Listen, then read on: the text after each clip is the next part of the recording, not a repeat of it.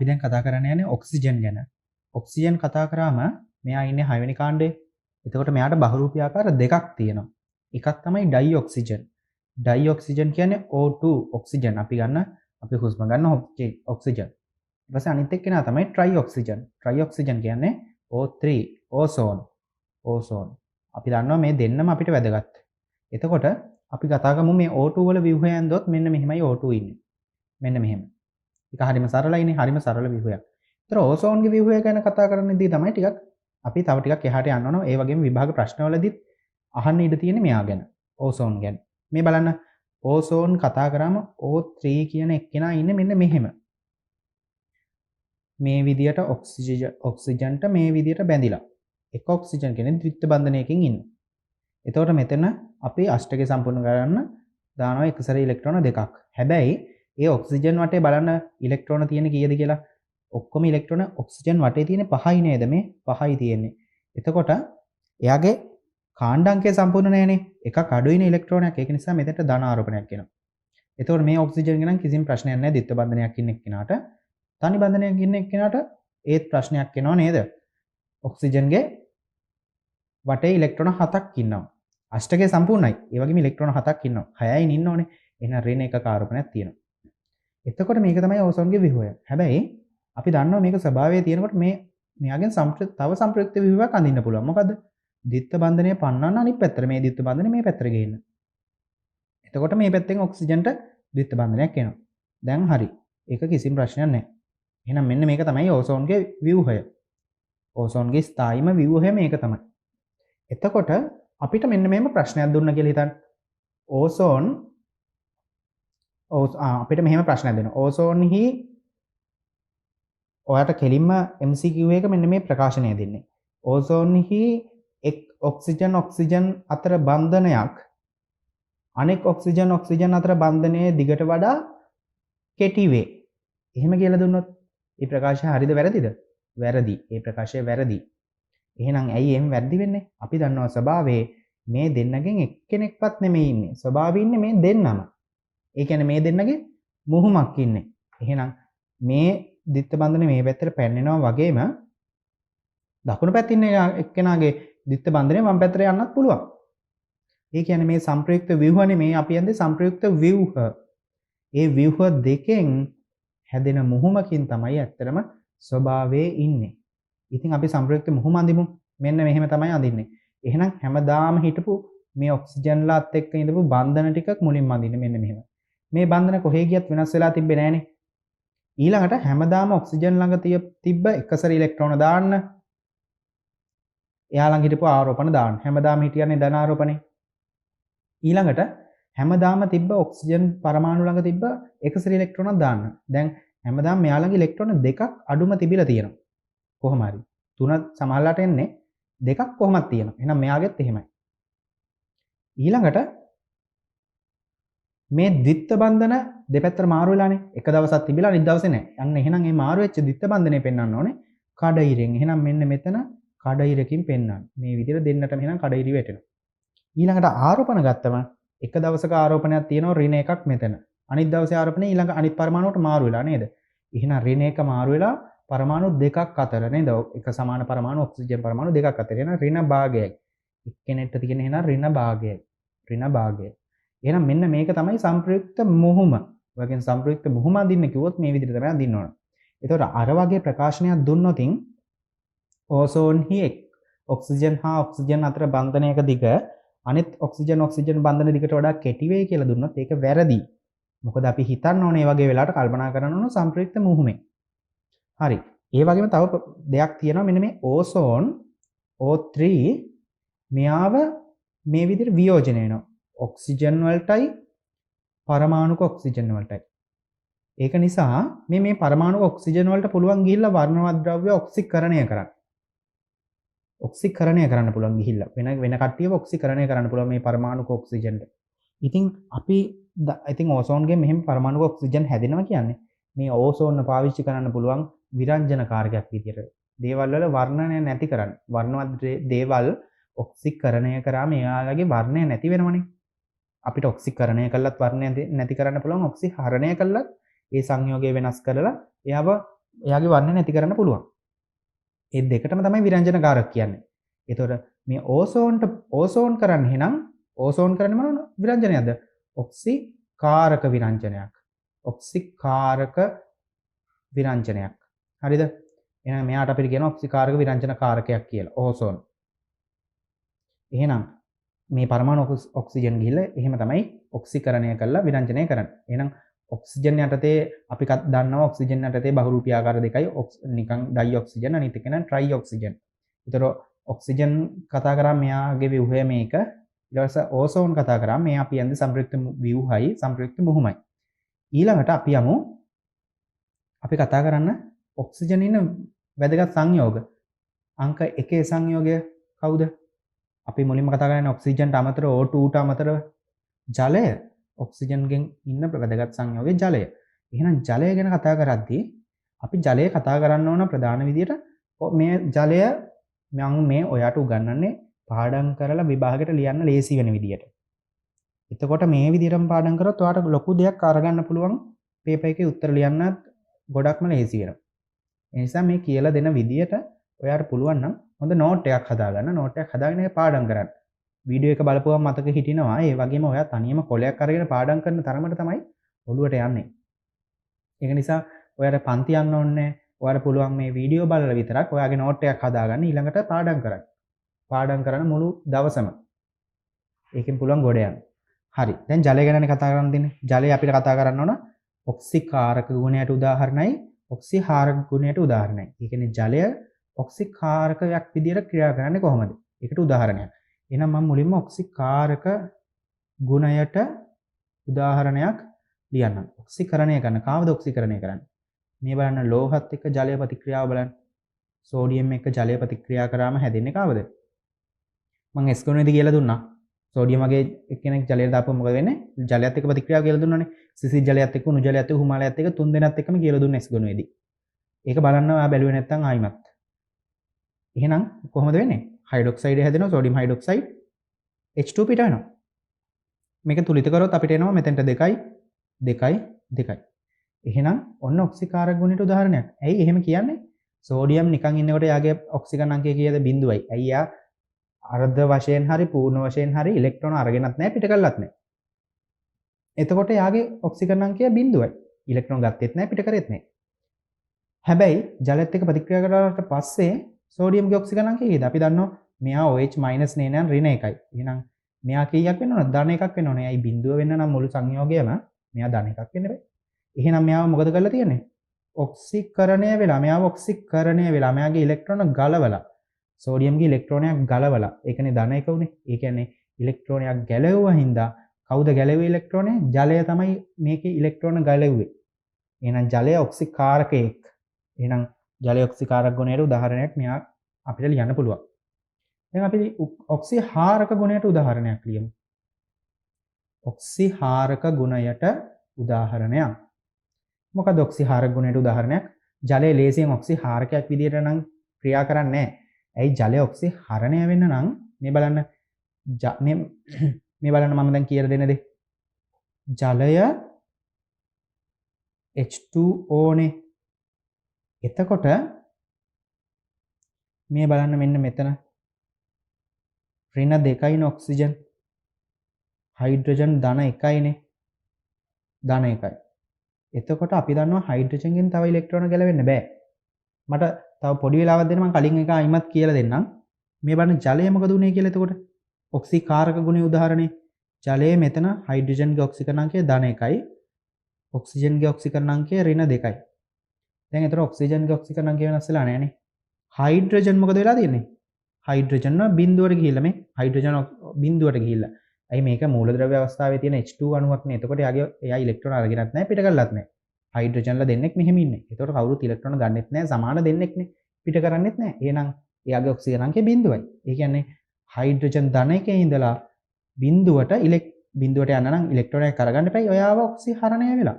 ඔක්සිහරණය වෙලා. එහෙනම් ජලය ඔක්සිකාරකයක් විදිහට ප්‍රතික්‍රියා කරනකොට එයා අනිත් කෙනාගේ ඉලෙක්ට්‍රෝනය ගලවලා තමන්ට ඉලෙක්ට්‍රෝනය අරගෙන තමන් ඔක්සිහරණය වෙනවා. ඒක නිසා මෙයා මෙතනදී ඔක්සිහරණය වෙලා. එතකොට හයිඩ්‍රජන් තමයි H2 විදිහට මේ ඔක්සිහරණය වෙලා පිට උනේ.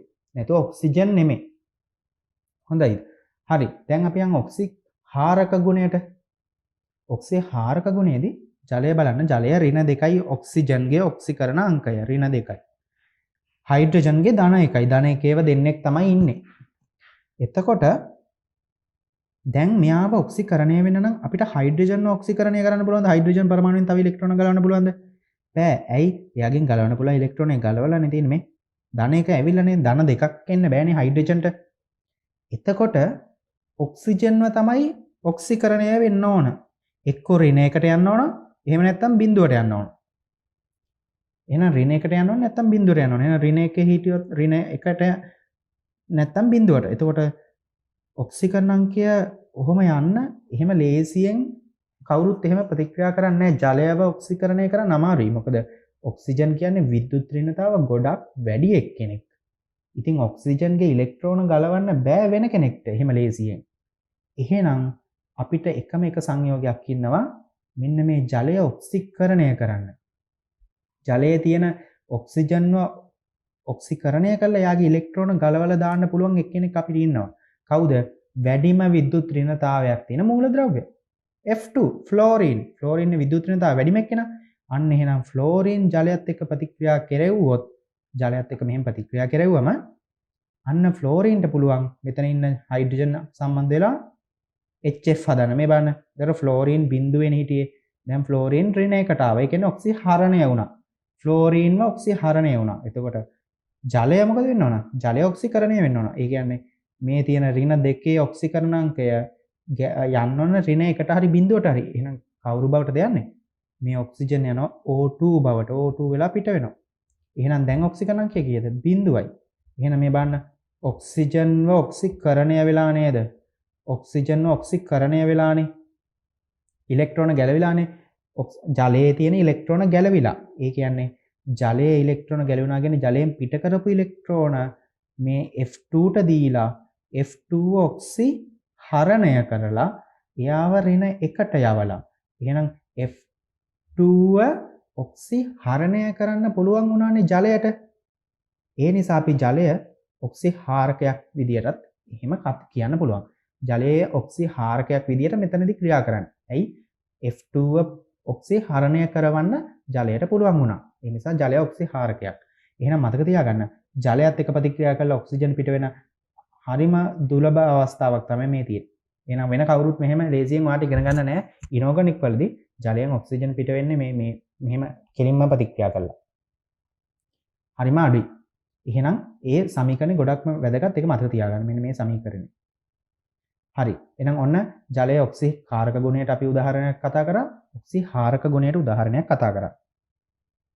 මේක තුලිත කරොත් අපිට පුළුවන් මෙතනට 4ක් දාන්න. මෙතනට 2යි. මෙතනට 2යි. දැන් හරි. හොඳයි. දැන් අපි ඔය ඔක්සිජන් ඉන්න සංයෝගයක් කතා කරේ ජලය. තව ඔක්සිජන් ඉන්න සංයෝගය ඉන්නවා. කවුද? ඔක්සිජන් ඉන්න වැදගත් සංයෝග අපිට කතා කරන්න තියෙන H2O2. H2O2. එහෙනම් H2O2 කියන්නේ කවුද? මෙන්න මේකයි සංයෝගය. මෙන්න මෙහෙම ඉන්නේ. ඔක්සිජන්ලා මෙහෙම. හරියට නිකන් අපි කියන පොත් හැඩය කියලා මෙහෙම. මෙහෙම පොතක අර දාරවල ඉන්නවා වගේ. එහෙනම් H2O2 මෙන්න මෙතන එක සැරේ ඉලෙක්ට්‍රෝන දෙකක් තියෙනවා. මෙතනත් එහෙමයි ඔක්සිජන්. ඕක තමයි H2O2 කියන්නේ. එතකොට H2O2 ගෙත් කතා කරනවා නම් අපි ජලය කතා කරා වගේ ඔක්සිකාරක ගුණයට උදාහරණ, ඒ වගේම ඔක්සිහාරක ගුණයට උදාහරණ. හොඳයි. මම මුලින්ම කතා කරන්නම් ඔක්සිකාරක ගුණයට උදාහරණ. ඔක්සිකාරක ගුණය. මේ බලන්න H2O2 ගේ ඔක්සිකාරක ගුණය. H2O2 ගේ ඔක්සිජන්ගේ විද්‍යුත් ඍණතාව කීයද? විද්‍යුත් ඍණතාව නෙමෙයි ඔක්සිකරණ අංකය කීයද? මේ බලන්න මේ බන්ධනයේ තියෙන දෙපැත්තේ ඉන්න ඔක්සිජන්ලා දෙන්නේ නැහැ. එහෙනම් ඒගොල්ලෝ ඉලෙක්ට්‍රෝන අදින්නෙත් නැහැ, පිට කරන්නෙත් නැහැ. හැබැයි මේ බන්ධනයේ මෙන්න මේක ගත්තම හයිඩ්‍රජන් සම්බන්ධලා ඉන්නේ. එහෙනම් හයිඩ්‍රජන්ගේ ඉලෙක්ට්‍රෝන ඔක්සිජන් දිහාවට ඇදෙනවා. එහෙනම් මේ ඔක්සිජන් ඍණ 1යි. මෙයාගෙන් ඇදෙනවා මේ පැත්තට ඍණ 1යි. එහෙනම් ඔක්සිජන්ගේ ඔක්සිකරණ අංකය මෙතනදී ඍණ 1යි. දැන් අපි යමු ඔක්සිකාරක ගුණයට කතා කරමු. එහෙනම් මෙන්න මේ බලන්න යකඩ ධන දෙක H2O2 එක ප්‍රතික්‍රියා කරාම කවුරු බවටද යන්නේ? Fe3+ බවට යනවා. ඇයි? මෙයා ඔක්සිකරණය කරන්න පුළුවන් ධන දෙක ධන 3ට. එහෙනම් දැන් ඔක්සිකරණය වුණා. ඉලෙක්ට්‍රෝනයක් ගැලවුවා. ගලවපු ඉලෙක්ට්‍රෝනය H2O2 අරගෙන එයා ජලය හදනවා. එහෙනම් එයාව ඔක්සිහරණය වෙනවා. එහෙනම් මෙයාගේ ඔක්සිකාරක ගුණයට උදාහරණයක් තමයි මේක. ඊළඟට තුලිත කරගන්න මම දැන් කියලා දීගෙන යනවා. ඔක්සිහාරක ගුණයට උදාහරණයක් කියලා දෙන්නම් දැන්. ඔක්සිහාරක ගුණය. ඔක්සිහාරක ගුණය. එහෙනම් ඔක්සිහාරක ගුණයේදී මොකද වෙන්න ඕන? මේ H2O2 ඒ කියන්නේ හයිඩ්‍රජන් පෙරොක්සයිඩ් H2O2 ව ඔක්සිකරණය වෙලා ඒ ගැලවෙන ඉලෙක්ට්‍රෝන වෙන කෙනෙක් අරගෙන එයා ඔක්සිහරණය වෙන්න ඕන. ඒ කියන්නේ H2O2 ට පුළුවන් වෙන්න ඕන වෙන කෙනෙක් ඔක්සිහරණය කරන්න. ඒක තමයි ඔක්සිහාරක ගුණය කියන්නේ. එහෙනම් බලන්න මේක MnO4- කියන්නේ ප්‍රබල ඔක්සිකාරකයක්. H2O2 එක ප්‍රතික්‍රියා කරාම මෙයාගේ දැන් ඇත්තටම ඔක්සිකරණ අංකය කීයද? ඔක්සිජන්ලා ඍණ 2/4යි. මෙතන මැංගනීස්ගේ ඔක්සිකරණ අංකය x කියලා ගමු. එහෙනම් මෙන්න මේකේ මේ පදයේ එකතුව සමාන වෙන්න ඕන කීයද? ඔක්සිකරණ අංක වල එකතුව සමානයි සංයෝගයේ ආරෝපණයට. එහෙනම් ආරෝපණය ඍණ 1යි. එහෙනම් දැන් x උක්ත කරාම x සමානයි ධන 7යි කියලා එනවා. එහෙනම් ඔක්සිකරණ අංකය මැංගනීස්ගේ ධන 7යි. මේකෙන් හැදෙනවා මැංගනීස්ගෙන් Mn2+. Mn2+ හැදුනම මෙයා ධන 2යි. ඒ කියන්නේ මෙයාගේ ඉලෙක්ට්‍රෝන මොකද වෙලා තියෙන්නේ? මෙයා ඉලෙක්ට්‍රෝන අරගෙන. ඒ කියන්නේ මෙයාව ඔක්සිහරණය වෙලා. එහෙනම් හරණය වෙලා ඉලෙක්ට්‍රෝන අරගෙන. ඉලෙක්ට්‍රෝන 5ක් අරගෙන. එහෙම අරගෙන තමයි ඇවිල්ලා තියෙන්නේ. එහෙනම් H2O2 මොකද වෙන්නේ? එයාගේ ඉලෙක්ට්‍රෝන කැඩෙන්න ඕන. H2O2 ගේ ඉලෙක්ට්‍රෝන ගැලවෙන්න ඕන. එහෙනම් අන්න එතනින් ඔක්සිජන් පිට වෙනවා කියලා ගන්න පුළුවන්. එහෙනම් ඔන්න තවත් යනවා. ඔක්සිජන් පිට වෙනවා H2O2 ගේ. එහෙනම් මෙන්න ඍණ 1 හිටියා. මෙන්න බිඳුවට ආවා. ඒ කියන්නේ ඉලෙක්ට්‍රෝන ගැලවිලා ඔක්සිකරණය වෙලා. ඔක්සිකරණය වෙලා. එහෙනම් මෙයාව ඔක්සිකරණය වෙලා. ඒ ගැලවෙච්ච ඉලෙක්ට්‍රෝන කවුද අරගත්තේ? මැංගනීස්. Mn2+ වෙන්න ගත්තා. එහෙනම් මෙතනදී H2O2 ඔක්සිහාරකයක් විදිහට වෙන කෙනෙක්ව ඔක්සිහරණය කරලා. එහෙනම් එහෙමයි වෙන්නේ. හොඳයි. අපිට මේ H2O2 ගන්න පුළුවන්. අපි දැන් H2O2 ගැනනේ කතා කරන්නේ. මේ H2O2 ගන්න පුළුවන් එකක් තමයි අපිට ගන්න පුළුවන් විස බීජ නාශකයක් විදියට. විස බීජ නාශකයක් විදියට ගන්න පුළුවන්. තව ගන්න පුළුවන් H2O2 දැන් ඔක්සිකාරක ගුණ තියෙනවනේ H2O2 ගේ. H2O2 ට ඔක්සිකාරක ගුණ තියෙනවා. ඒ නිසා H2O2 අපිට ගන්න පුළුවන් මේ H2O2 මෙයා වියෝජනය වෙනවා. එතකොට H2O2 අපිට ගන්න පුළුවන් විරංජන කාරකයක් විදියට. විරංජන කාරකයක් විදියට ගන්න පුළුවන්. ඊළඟට එයාව අපිට පාවිච්චි කරන්න පුළුවන් ඔක්සිකාරකයක් හා ඔක්සිහාරකයක් විදියට. එහෙනම් ඔක්සිකාරක විදියටයි ඔක්සිහාරක විදියටයි පාවිච්චි කරන්නත් පුළුවන්.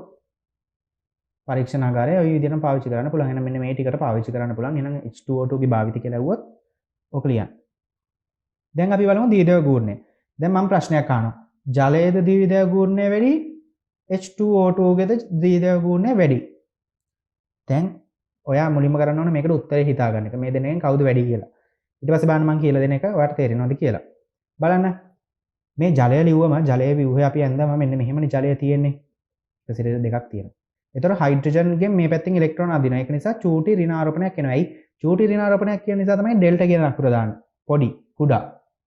ඒ සම්පූර්ණයෙන් ඇදලා ගන්න නැහැ නේ. ඉලෙක්ට්‍රෝනේ සම්පූර්ණයෙන් ගලවලා ගන්න නැහැ නේ. යම් තාක් දුරට ඉලෙක්ට්‍රෝන ඇදෙන ඔක්සිජන් දිශාවට. ඒක නිසා තමයි ඍණ කියලා දාන්නේ. එතකොට මේ හයිඩ්‍රජන් ගුණත් ඇදෙනවා. ඒක නිසා ඍණ. එහෙනම් ඕක තමයි H2O ගේ වෙන්නේ. එතකොට ද්විදේව ගුණය කියන්නේ එක පැත්තට ඉලෙක්ට්‍රෝන ඇදෙන ප්‍රමාණයනේ. දැන් ඔන්න එහෙම පැත්තට ඇදෙනවා. දැන් අපි H2O2 ගමු හයිඩ්‍රජන් පෙරොක්සයිඩ් ගමු. එහෙනම් එයාගේ ගත්තම මෙන්න මෙහෙමයි තියෙන්නේ. මෙන්න මේ විදිහට තියෙන්නේ. එහෙනම් මෙහෙම. හරි. දැන් මේ ඔක්සිජන් මොකද කරන්නේ? හයිඩ්‍රජන්ගෙන් අදිනවා. මේ ඔක්සිජන් මොකද කරන්නේ? අදිනවා. මේ බන්ධනයේ කිසිම වෙනසක් නැහැ නේ. මොකද මේ බන්ධනයේ දෙපැත්තේ ඉන්නේ එකම සමාන දෙන්නෙක්නේ. ඔක්සිජන්ලා දෙන්නෙක්. එහෙනම් ඒගොල්ලෝ ඉලෙක්ට්‍රෝන අදින්නෙත් නැහැ පිට කරන්නෙත් නැහැ. හොඳයි.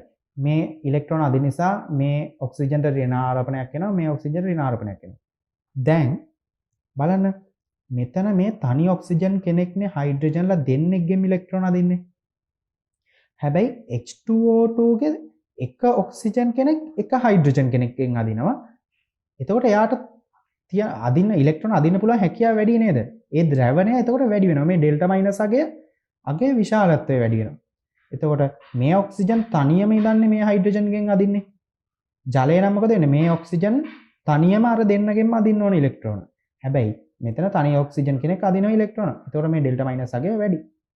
ඒ නිසා ඒ ද්විධාව ගූර්ණය H2O2ට වඩා ජලයට වඩා H2O ට වඩා H2O2 ගේ වැඩි. H2O2 ගේ වැඩි.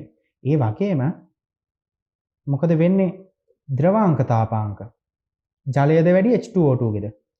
අපි දන්නවා මේ දෙන්නම හයිඩ්‍රජන් බන්ධන හදනවා. හයිඩ්‍රජන් බන්ධන හදනකොට මේ බලන්න මම කියවනේ ඩෙල්ටා මයිනස් දැන් H2O2 අණුව ගත්තම මෙන්න මෙහෙම H2O2 අණුව ගත්තම මෙතන ඩෙල්ටා මයිනස් අගේ විශාලයිනේ. මෙතන ඩෙල්ටා මයිනස් අගේ විශාලයි. ඉතින් මේ හැදෙන ඩෙල්ටා මයිනස් මේ දෙන ඉලෙක්ට්‍රෝන ගානට අදාළව මෙතන ඩෙල්ටා ප්ලස් අගයක් එනවනේ හයිඩ්‍රජන්ට. එතකොට මෙයාගෙන් හයිඩ්‍රජන්ගෙන් ගියාම එතන ඩෙල්ටා ප්ලස් අගයක් එනවා. එතකොට ජලය ගත්තම ජලයේත් එහෙමම තමයි. හැබැයි ජලයේ එක ඔක්සිජන් කෙනෙක් තමයි මේ දෙන්නගෙම අදින්නේ. ඒ නිසා ඩෙල්ටා මයිනස් අගයක් එනවා. මෙතන ඩෙල්ටා ප්ලස් ගානක් එනවා. හැබැයි මේ ප්‍රේරණය වෙන ආරෝපණ ගොඩක්ම මේ ඇති වෙන ආරෝපණ ගොඩක්ම වැඩි H2O2 ගේ. ඒ නිසා ජල අණුවක් තවත් ජල අණුවක් එක්ක ජල අණුවකුයි තවත් ජල අණුවකුයි අතර තියෙන හයිඩ්‍රජන් බන්ධන ප්‍රබලතාවයට වඩා H2O2 අණුවකුයි තවත් H2O2 අණුවකුයි අතර තියෙන හයිඩ්‍රජන් බන්ධන ප්‍රබලතාවය වැඩි. ඒ නිසා ද්‍රවාංක තාපාංක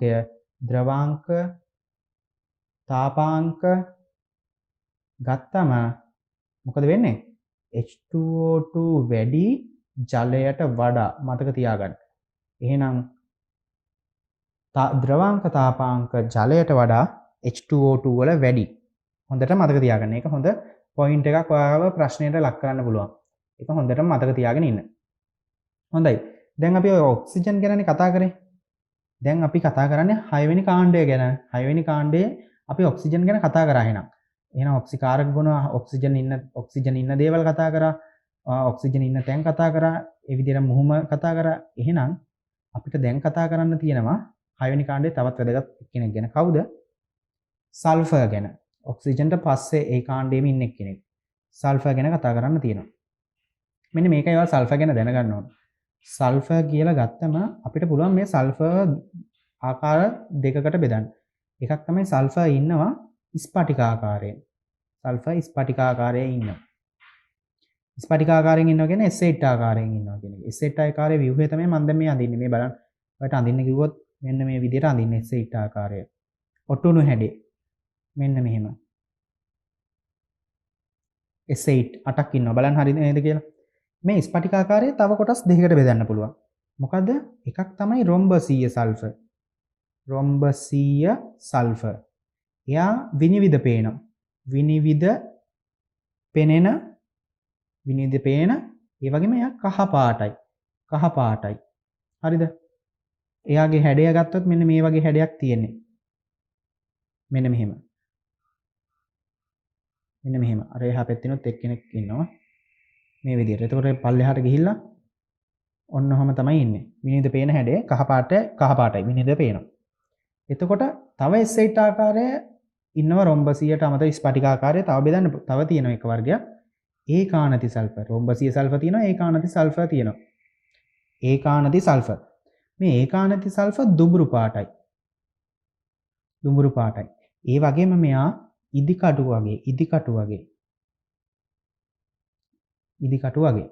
හරි. එහෙනම් ඔය ස්පටිකාකාරයනේ. අපි දැන් කතා කරමු අස්පටිකාකාරය ගැන. එහෙනම් අස්පටිකාකාරයක් තියෙනවා. ස්පටිකාකාරයට අමතරව අස්පටිකාකාරයක් තියෙනවා. අස්පටිකාකාරය කියන්නේ මෙන්න මේ දෙන්නව තමයි අපිට ගන්න පුළුවන්. එකක් තමයි සුවිකාර්ය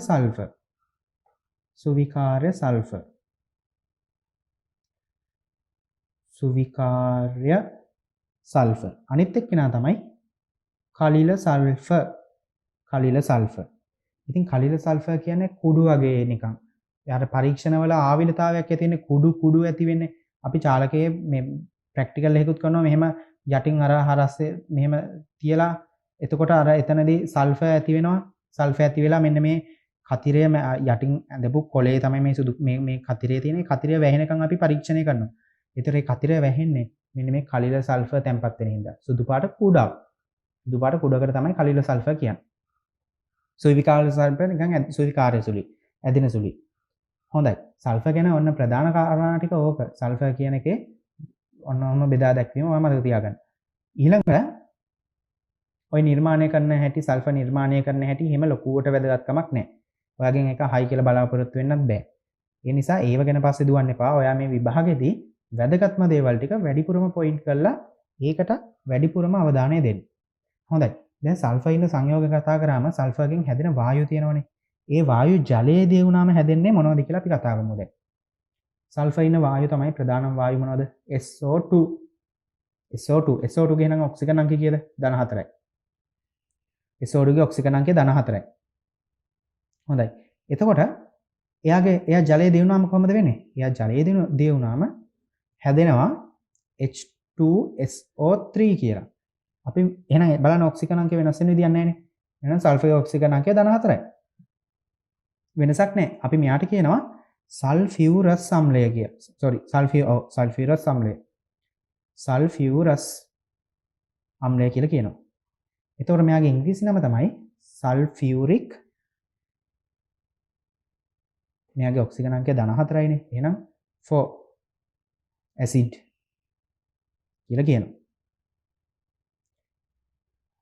හරිද? ඊට පස්සේ ඊළඟ අපි බලමු H2SO3 ගේ ව්‍යුහය අඳින්නේ කොහොමද? මෙන්න මෙහෙම. මේ බලන්න. H2SO3 ගේ ඔයා පුළුවන් නම් අඳින්න ඕන මම වීඩියෝ එකේ කියලා දෙන්න කලින්ම. මෙහෙම. ඊට පස්සේ අපිට පුළුවන් මෙන්න මේ විදිහට ගන්න. මෙන්න මෙහෙම ඔක්සිජන්ලා දෙන්නේ.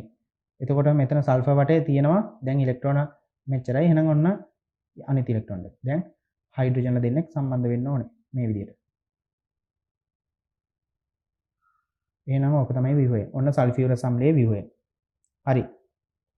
ඊළඟට ඔයාට ව්‍යුහය අඳින්න කිව්වොත් ඒ විදිහට අඳින්න. දැන් සල්ෆර්ගේ අෂ්ටකය ඉක්මවලානේ. ඒක ප්‍රශ්නයක් නෙමෙයිද? නෑ ප්‍රශ්නයක් නෙමෙයි. සල්ෆර් ඉන්නේ දෙවෙනි ආවර්තයේ නෙමෙයිනේ.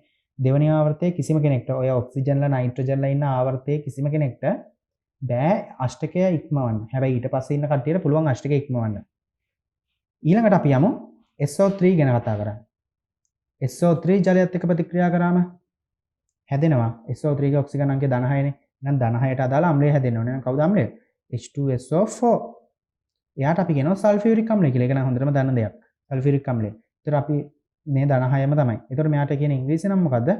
සල්ෆියුරික්. නම් ලියන්න කිව්වොත් අනිවාර්යෙන් මේව මතක තියාගෙන ඉන්න. Sulphuric 6 acid. එයාගේ ඔක්සිජන් අංකය තමයි වරහන් ඇතුළේ ලියන්නේ. ඊළඟ එයාගේ ව්‍යුහය අඳින්න කිව්වොත් ව්‍යුහ නම් ඉතින් කිසිම අමාරුවක් නැතුව ඔයාලට අඳ ගන්න පුළුවන් නේද? කිසිම ගේමක් නැහැ. මෙන්න මෙහෙම. ඔන්න සල්ෆියුරික් ගේ ව්‍යුහය. හරි. එහෙනම් ඔන්න අපි SO2 ගැන කතා කරා, SO3 ගැන කතා කරා. මේ දෙකම ආම්ලික වායු. SO3 ගෙන් හැදෙන H2SO4 ප්‍රබල ආම්ලිකයි. මේක දායක වෙනවා අම්ල වැසි ඇති කරන්නත්. ඇයි මේවා වැසි ජලයේ දිය වෙලා මේ අම්ල හදන්න පුළුවන් නේ. ඒ නිසා. ඊට පස්සේ අපි යමු කතා කරන්නේ H2S ගැන. H2S ගේ විශේෂයෙන්ම කතා කරන්න ලොකු දේවල් නැහැ. H2S කියන්නේත් අර H2O වගේම තමයි. මෙන්න මෙහෙම සල්ෆර් ඉන්නවා හයිඩ්‍රජන්ලා දෙන සම්බන්ධ වෙලා ඉන්න මේ විදිහට. එතකොට මෙතන තියෙන බන්ධන කෝණය තියෙනව නේද? අපි මේක θ1 කියලා ගමු. දැන් ජලයත් මේ වගේම අණුවක් නේ මෙන්න. ජලයත් මේ වගේ යනවනේ මේක අපි ජලය යනවා θ2 කියලා ගමු. මේ දෙන්නගෙන් කවුද විශාල? මේ දෙන්නගෙන් විශාල කවුද? කුඩා කවුද? කියලා වාගෙන් ප්‍රශ්නයක් අහන්න පුළුවන්. අහලක් තියෙනවා. ඒ නිසා ඔයා කොහොමද මේක තර්ක කරන්නේ? මෙන්න මෙහෙමයි. ඔක්සිජන් මේ ජලය ගත්තම ජලයේ මෙන්න මේ බන්ධනය මෙන්න මෙහෙම අඳින්න අපිට පුළුවන් නේ. සල්ෆර් කියන්නේ ඊට වඩා විශාල පරමාණුවක්. ඒ වගේම සල්ෆර් විශාල පරමාණුවක් නිසා මේ බන්ධනය ඔක්සිජන්ට වඩා ජලයේ තියෙන බන්ධනයට වඩා දිගින් වැඩි. එතකොට දැන් මේ තියෙන්නේ මේ ඉලෙක්ට්‍රෝන වලාවක්නේ මේ හයිඩ්‍රජනුයි ඔක්සිජන් අතර තියෙන මේ තියෙන ඉලෙක්ට්‍රෝන වලාවක්නේ. ඒතර ඉලෙක්ට්‍රෝන වලාව පොඩ්ඩක් එක ළඟ ගොඩ ගැහිලා නේද ජලයේ. හැබැයි H2S ගේ මේ ඉලෙක්ට්‍රෝන වලාව තුනී වෙලා නේද මෙහෙම. ගොඩක් දුරට ගිහිල්ලානේ. එතකොට තුනී වුණාම මේ විදියට ඒ ඉලෙක්ට්‍රෝන වලා දෙක අතර තියෙන විකර්ෂණය මොකද වෙන්නේ? මේ දෙක අතර විකර්ෂණ දැන් ඉලෙක්ට්‍රෝන විකර්ෂණය වෙනවනේ. විකර්ෂණය මොකද වෙන්නේ? විකර්ෂණය වැඩි ජලයේ. ඇයි ඒගොල්ලෝ එක ළඟ ඉලෙක්ට්‍රෝන පොදියක් ඉන්නවා. හැබැයි H2S ගේ බන්ධනයේ දිග හින්දා ඉලෙක්ට්‍රෝන වලාව තුනි. තුනි වුණාම මේ විකර්ෂණය ටිකක් අඩු වෙනවා. ඉතින් අඩු වුණාම මේ දෙන්නව එකිනෙකට ලං කරන්න ලේසි. මේ දෙන්නව එකිනෙකට ලං කරනකොට වඩා ජලයේ ඔය කෝණය ලං කරනකොට H2S ගේ කෝණය ලං කරන්න ලේසි. ඒ නිසා H2S ගේ කෝණය අඩුයි. ජලයේ කෝණය තමයි වැඩි. එහෙනම් බන්ධන කෝණය ගත්තම බන්ධන කෝණය මෙන්න මේ විදිහට. එහෙනම් බන්ධන කෝණයේ විශාලත්වය මෙහෙම තමයි වෙනස් වෙන්නේ. බන්ධන කෝණය.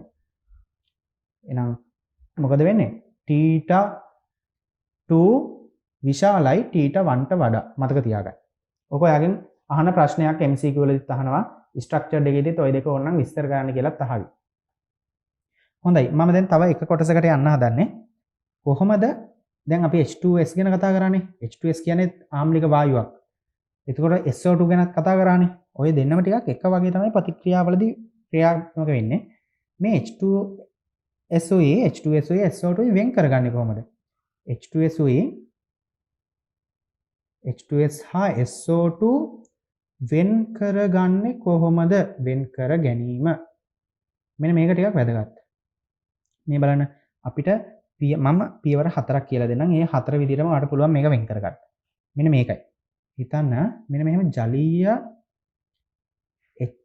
ආම්ලික ඩයික්‍රොමේට් ආම්ලය මේ ද්‍රාවණයක් තියෙනවා කියලා Cr2O7 ඩයික්‍රොමේට් ද්‍රාවණයක්. ඔයා දන්නවා මේක තැඹිලි පාටයි. මේ ද්‍රාවණය තැඹිලි පාටයි. හරිද? මේ ද්‍රාවණයට SO2යි SO2 H2S දෙන්න වෙන වෙනම යවුවම මොකද වෙන්නේ? අපි සමීකරණෙම ලියලා බලමු. මෙන්න Cr2O7 2 මයිනස්.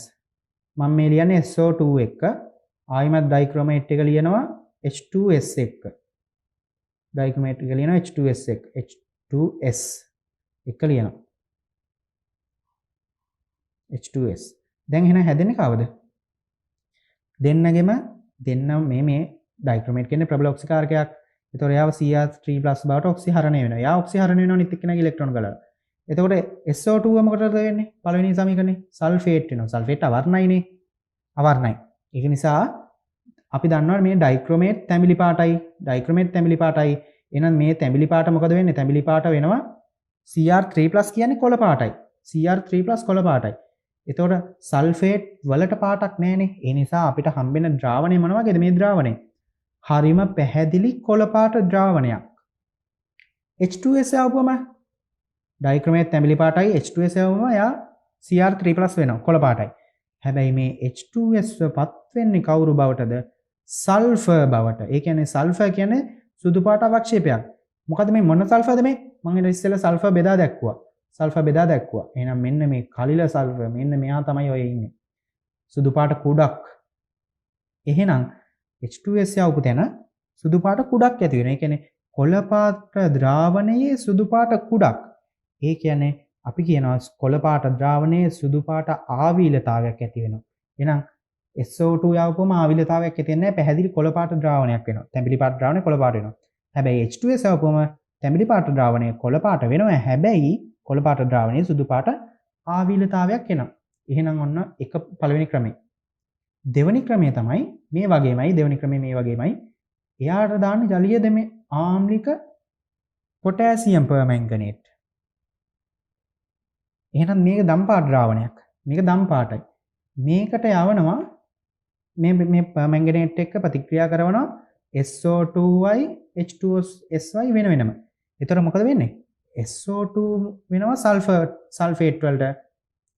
එතකොට H2S මොකද වෙන්නේ? එයාගෙන් සල්ෆර් තැන්පත් වෙනවා. එතකොට මොකද වෙන්නේ? SO2 ඉන්නකොට දම් පාට ද්‍රාවණය අවර්ණ වෙනවා. මේ එතකොට KMnO4 Mn2+ බවට යන්නේ. එතකොට එයා අවර්ණයි. ලා රෝස පාටයි එහෙම නැත්නම් අවර්ණයි. ඉතින් මෙයා හැදුනම මෙයා තමයි හැදෙන්නේ. එතකොට අවර්ණ ද්‍රාවණයක් බවට තමයි පත් වෙන්නේ. SO2 යවපුවම. හැබැයි සල්ෆර් යවපුවම මොකද වෙන්නේ? අවර්ණ ද්‍රාවණයේ සුදු පාට ආවීලතාවයක් ඇති වෙනවා. අපැහැදිලි ද්‍රාවණයක් හම්බ වෙනවා. එහෙනම් අපැහැදිලි ද්‍රාවණයක් වායු දෙක වෙන වෙනම ආපුවම අපැහැදිලි ද්‍රාවණයක් හම්බෙන්නේ H2S ගෙන්.